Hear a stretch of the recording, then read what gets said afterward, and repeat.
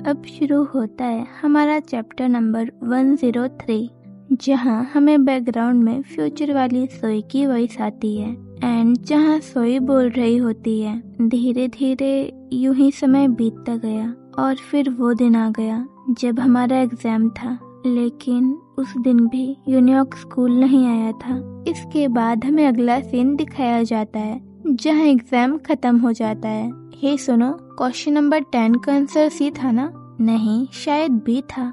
ये मैं बहुत खुश हूँ, आखिरकार अब मैं चैन की सांस ले पाऊंगी। मुझे अब नया फोन मिलने वाला है। अरे नहीं, मेरा एग्जाम बहुत बेकार गया, अब मैं क्या करूं?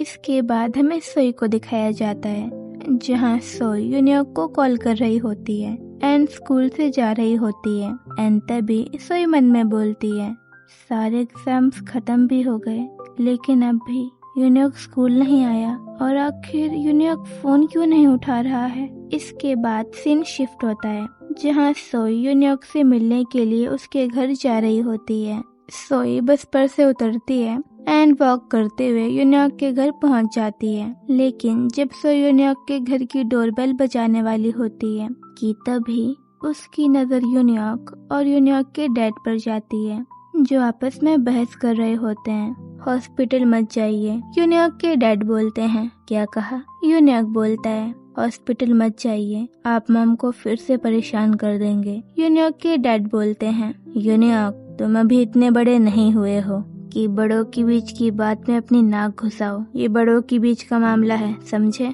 यूनियॉक बोलता है, हाँ आपने सही कहा, ये उन बड़ों के बीच की बात है जिनके अफेयर की रूमर्स सब जगह घूम रही हैं। मुझे नहीं पता कि आप दोनों अभी भी एक दूसरे से प्यार करते हैं या फिर नहीं, लेकिन इन रूमर्स ने मुझे और मॉम को परेशान कर दिया है।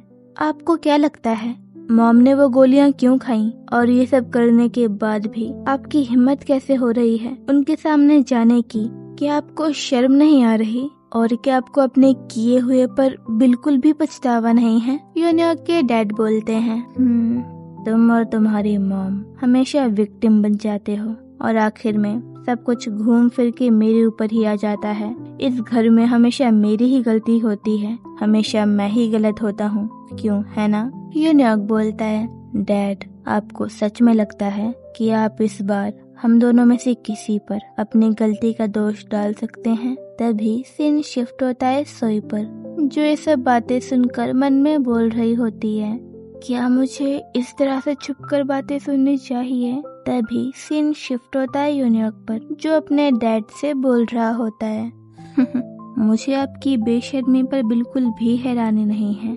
मैं जानता हूँ आप कितने बेशर्म हो डैड, और इसीलिए आप इस तरह से जीते हैं। तभी हमें बैकग्राउंड में फ्यूचर वाली सोई की वॉइस आती है जहाँ सोई बोल रही होती है, उस दिन मैंने कुछ ऐसा देखा था जो शायद मुझे नहीं देखना चाहिए था। देन सीन शिफ्ट होता है यूनियॉक के डैड पर, जिन्हें यूनियॉक की बात सुनकर गुस्सा आ जाता है एंड यूनियॉक के डैड यूनियॉक को खींचकर एक थप्पड़ मारते हैं और सोई ये सब देख लेती है और घबरा जाती है एंड वहाँ से भागकर जाने लगती है। तभी हमें बैकग्राउंड में फ्यूचर वाली सोई की वॉइस आती है जहाँ सोई बोल रही होती है, और इसीलिए मैं वहाँ से जल्दी जल्दी भाग गई। इसके बाद हमें अगला सीन दिखाया जाता है जहाँ यूनियॉक अपने डैड से बोल रहा होता है, हे डैड, क्या आप मेरा दूसरा कान भी खराब करना चाहते हैं? यूनियॉक के डैड बोलते हैं, मैंने तुम्हारे कान पर नहीं मारा था,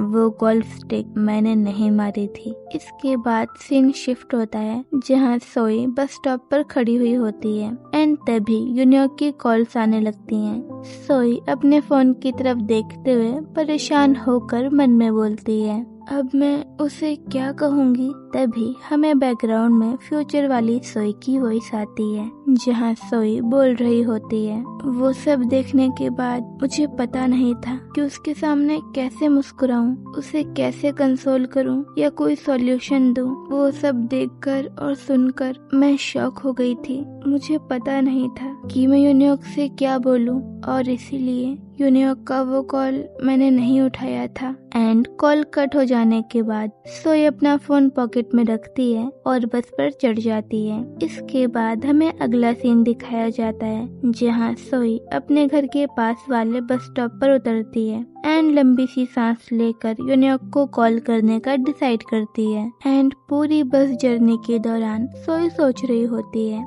कि यूनियॉक से क्या बोले और अपने नॉर्मल सेल्फ की तरह यूनियॉक से कैसे बात करे। जैसे सोई हमेशा बहुत खुश होकर यूनियॉक से बात करती है और यूनियॉक को जोक सुनाती रहती है ताकि वो थोड़ा हैप्पी और लाइट फील करे। इसके बाद हमें बैकग्राउंड में फ्यूचर वाली सोई की वॉइस आती है जहाँ सोई बोल रही होती है, उस दिन यूनियॉक का वो कॉल मुझे उठा लेना चाहिए था। इसके बाद हमें सोई को दिखाया जाता है जो परेशान होकर बोल रही होती है, हाँ यूनियॉक फोन क्यों नहीं उठा रहा। तभी फ्यूचर वाली सोई आगे बोलती है, स्टूपिड जोक्स, कंफर्टिंग वर्ड या अपने फालतू के सॉल्यूशंस। मुझे ये सब कुछ ट्राई करना चाहिए था पर मुझे क्या पता था जो कॉल मैं पिक करने के लिए हेजिटेट हो रही थी वो यूनियॉक का आखिरी कॉल होगा। अगर मुझे पता होता कि आगे ये सब होने वाला है तो मैं किसी भी हालत में वो कॉल जरूर उठाती। काश कि वो कॉल मैंने उठा ली होती। इसके बाद सीन शिफ्ट होता है जहां घर आने के बाद सो यूनियॉक को दोबारा से कॉल करती है पर यूनियॉक फोन नहीं उठाता। सो यूनियॉक को बहुत सारे मैसेजेस भी करती है लेकिन यूनियॉक किसी भी मैसेज का कोई रिप्लाई नहीं देता। एंड ऐसे ही काफी दिन बीत जाते हैं एंड इसके बाद हमें सोई के मैसेजेस दिखाए जाते हैं, तुम फोन क्यों नहीं उठा रहे हो, सब कुछ ठीक तो है ना, मैसेज सीन करने के बाद कॉल करना। यूनियॉक ना ही तुम फोन उठा रहे हो और ना ही घर पर हो, आखिर हो क्या रहा है, तुम ठीक तो हो ना, मुझे तुम्हारी चिंता हो रही है, मैं तुम्हारा वेट करूंगी, जब चीजें नॉर्मल हो जाएं तब मुझे कॉल करना। पर यूनियॉक सोई के किसी भी मैसेज का कोई रिप्लाई नहीं करता। इसके बाद हमें अगला सीन दिखाया जाता है जहाँ सोई नॉर्मल डेज की तरह यूनियॉक के घर जाती है इस होप में कि शायद उसे यूनियॉक मिल जाए। एंड देन हमें बैकग्राउंड में फ्यूचर वाली सोई की वॉइस आती है जहाँ सोई बोल रही होती है, मेरी लाइफ का वो दिन सच में बहुत कोल्ड था। सोई यूनियॉक के घर के बाहर खड़ी हुई उसका वेट कर ही रही होती है कि तभी सोई के फोन पर उसके दोस्तों के मैसेजेस आने लगते हैं जहां अजिन बोल रही होती है, क्या तुम भी उस तक नहीं पहुंच पा रहे हो। यूसियोंग बोलता है नहीं। तभी ग्वानमिन मैसेज करता है, वाओ आई मीन वो ऐसे कैसे कर सकता है, वो हमें बताए बिना अब्रॉड शिफ्ट हो गया। एंड देन हमें फ्यूचर वाली सोई की वॉइस आती है जहाँ सोई बोल रही होती है, और इस तरह यूनियॉक मेरी जिंदगी से पूरी तरह गायब हो गया था। इसके बाद हमें 1 साल बाद का सीन दिखाया जाता है जहाँ सोई अपना हाई स्कूल कंप्लीट कर लेती है। एंड हमें सोई के ग्रेजुएशन डे का सीन दिखाया जाता है। हमें स्कूल के प्रिंसिपल को दिखाया जाता है जो स्पीच दे रहे होते हैं, रिस्पेक्टेड टीचर्स, पेरेंट्स और मेरे प्यारे बच्चों, आज के दिन हम सब यहाँ पर इकट्ठा हुए हैं आपके हाई स्कूल ग्रेजुएट होने की खुशी में और आपके हाई स्कूल ग्रेजुएशन डे को सेलिब्रेट करने के लिए। मेरे प्यारे बच्चों, इन स्कूल के दिनों में आपके साथ ऐसा कई बार हुआ होगा जहां आपको खुद पर और अपनी किस्मत पर शक हुआ होगा। कई बार कुछ चीजें ऐसी होती हैं जैसी हमने इमेजिन भी नहीं करी थी, पर एक बात हमेशा याद रखना, शक आपको आगे बढ़ाता है, आपको चैलेंजेस को फेस करने की हिम्मत देता है, और फेथ आपको ताकत देता है उन चैलेंजेस को ओवरकम करने के लिए। शक और विश्वास आपकी ग्रोथ के फाउंडेशन होते हैं। ग्रेजुएशन का मतलब एंड नहीं है, इसका मतलब है आपकी एक नई जर्नी का शुरू होना, और इस नई जर्नी में शक और विश्वास हमेशा आपके कंपेनियन रहेंगे। शक आपको चीजों के बारे में डीपली सोचने पर मजबूर करेगा और आपकी चॉइस को बेहतर बनाएगा, और विश्वास वो आपको ताकत देगा ताकि आप अपने डिसीजंस पर अटल होकर खड़े रहें। आप सभी के सामने एक ब्राइट फ्यूचर है, खुद पर विश्वास रखो, हिम्मत दिखाओ और आगे बढ़ो, क्योंकि तुम ये कर सकते हो। Congratulations on your graduation. इसके बाद हमें ग्राउंड का सीन दिखाया जाता है जहाँ सभी लोग फोटो क्लिक कर रहे होते हैं। तभी ग्वानमिन बोलता है, हे यू सियोंग, कल तो तुम बहुत उछल रहे थे, ये कैमरा लेकर आओगे तो तुम्हें याद कैसे नहीं रहा? इसकी बैटरी कुछ ही देर में डेड होने वाली है। यू सियोंग बोलता है, अभी भी इसे 20 मिनट यूज कर सकते हैं। हे अब बस भी करो, चलो फोटो लेते हैं, क्योंकि वैसे भी फोटो हमेशा रहती है, ना कि शब्द। से चीज चीज चीज। एंड देन हमें अजिन, यू सियोंग और सोई को दिखाया जाता है जो अपनी क्लिक की हुई फोटोज देख रहे होते हैं। बुरी नहीं है। ओ ग्वानमिन को तो देखो, हे मैं बिल्कुल भी अच्छा नहीं लग रहा हूँ इसमें। तभी सबकी नजर कुछ लड़कियों पर जाती है जो बहुत ज्यादा एक्साइटेड लग रही होती हैं। अजिन उन लड़कियों की तरफ देखती है और बोलती है, हाँ आखिर बात क्या है?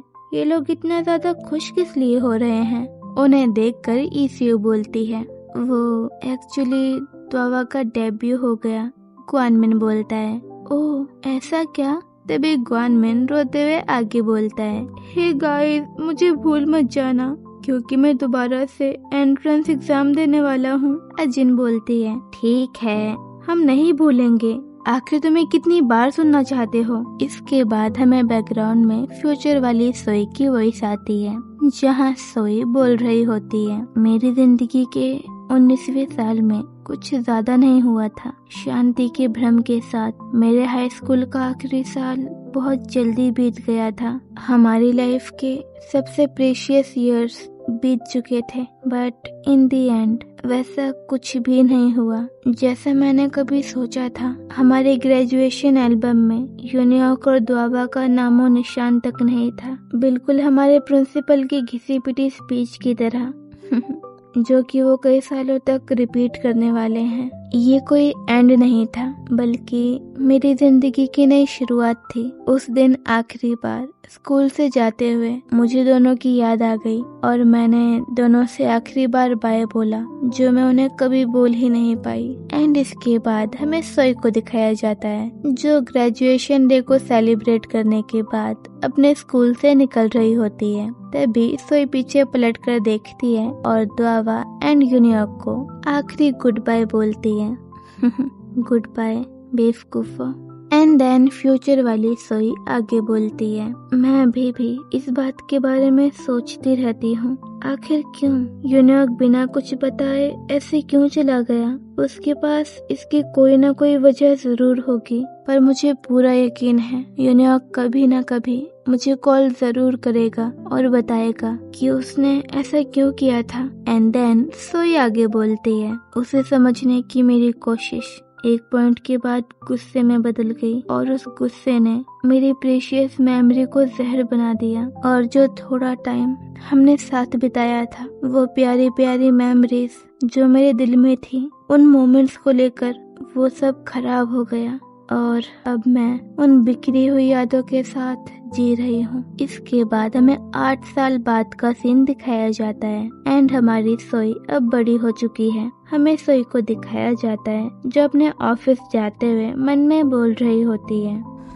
मैं अभी तक ऑफिस भी नहीं पहुंची हूँ, लेकिन फिर भी मैं जल्दी से घर जाना चाहती हूँ। एंड देन सीन शिफ्ट होता है द्वावा की बड़ी सी फोटो पर एंड द्वावा अब एक बहुत ही फेमस सेलिब्रिटी बन चुका है